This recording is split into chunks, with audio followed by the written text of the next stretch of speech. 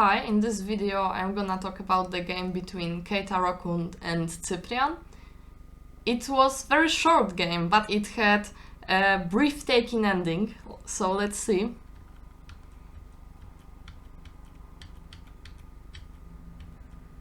Okay, now Black played Sansan, but he should also consider maybe playing from this side, somewhere over here, because he already has a stone here, so it would work together somehow, for example here.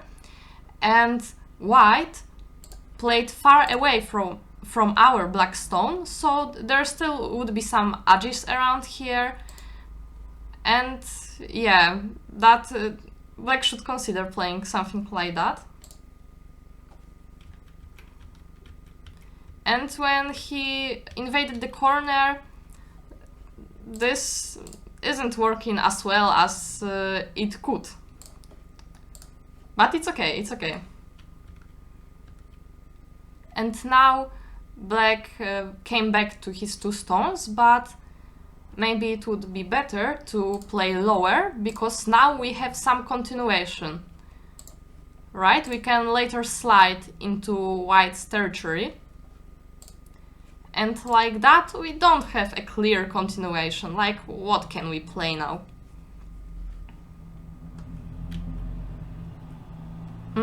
Now Black played very interesting move. It aims to take the corner, and also it aims to confuse our opponent. And what should White do now? Now White should treat his stone light. I will show what White don't want to do. White don't want to do something like this,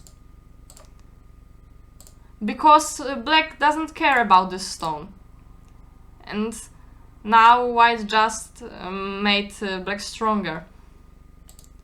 So what should White do? White should play light.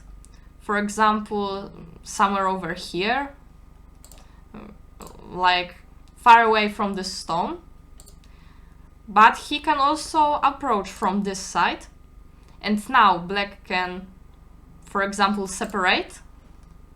But he can also kick first and then somehow separate.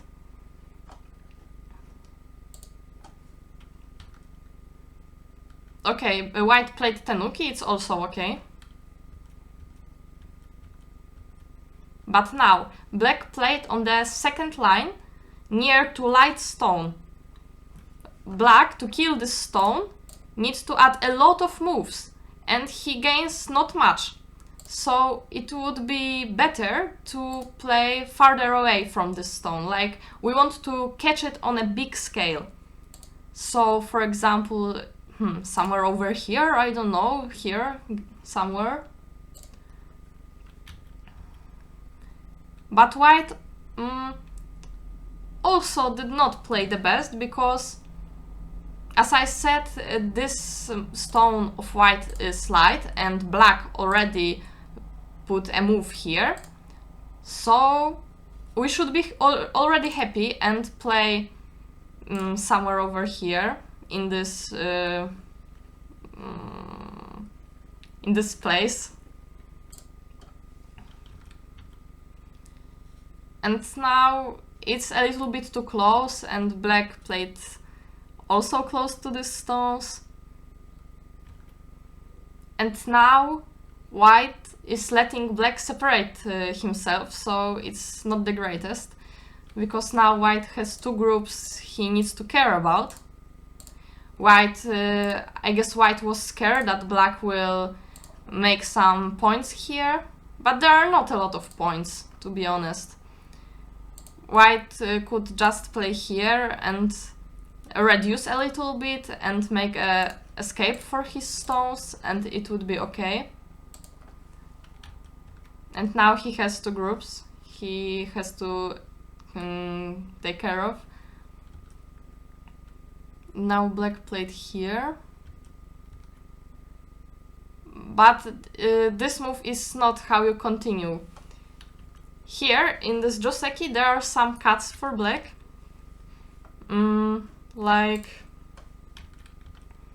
Now, black, for example, can immediately play here, and what happens? Like that. And it's kind of exchange, it's a Joseki, but now white has stones here, which help white a lot. And now white can try to catch these black stones, so we should not choose this variant. We can, as black, just play here, and white will for sure extend. And we should just leave it. There is a possibility of a cut later. But for now we can't do much there. But we already forced white to play on the second line, so we should be happy, because now is Fuseki and we don't want to play moves on the second line. Every move on the second line is a loss for us.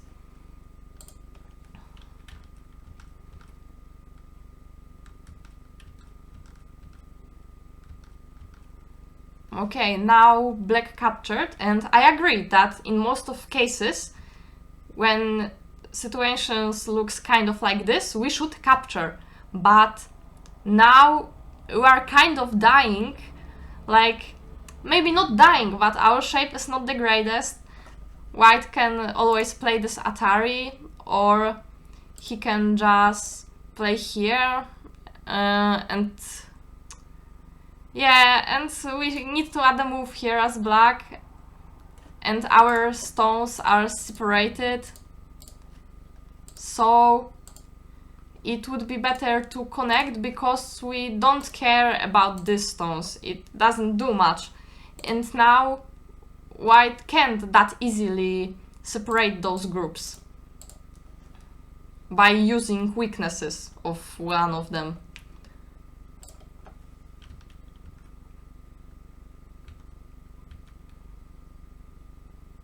Okay.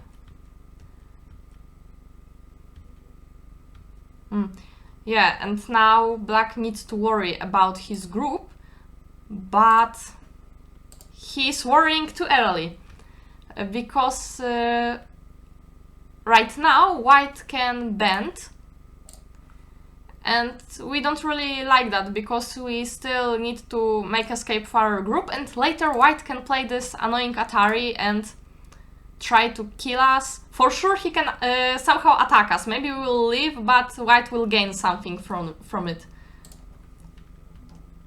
So it would be better to first push, make a little wall, and white can't play here because we capture him, and he can't play here because what? If he plays here, we play here, and he's captured, so he needs to play here, and now it looks just great.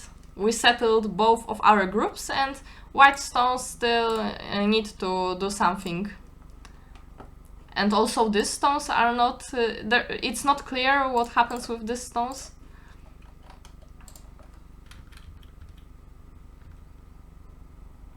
And now white was a little bit greedy. He should just play it here. The black group still is dead, and white makes it possible for himself to play the Atari, and if black answers, we can just... we are just happy, and we can add some other move to try to capture this black group.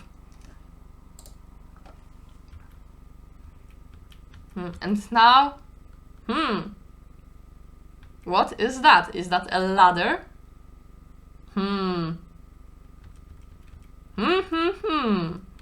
What do you think? Is it working? Let's see.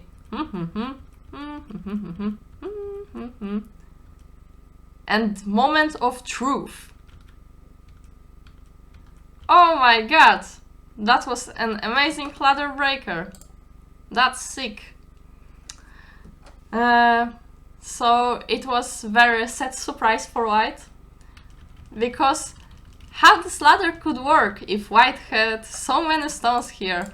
That was for sure very sad for white.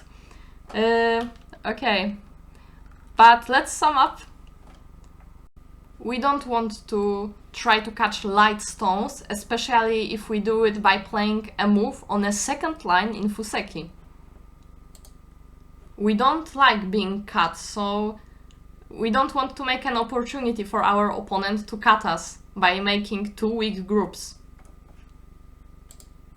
Sometimes connection makes a stronger shape than capturing.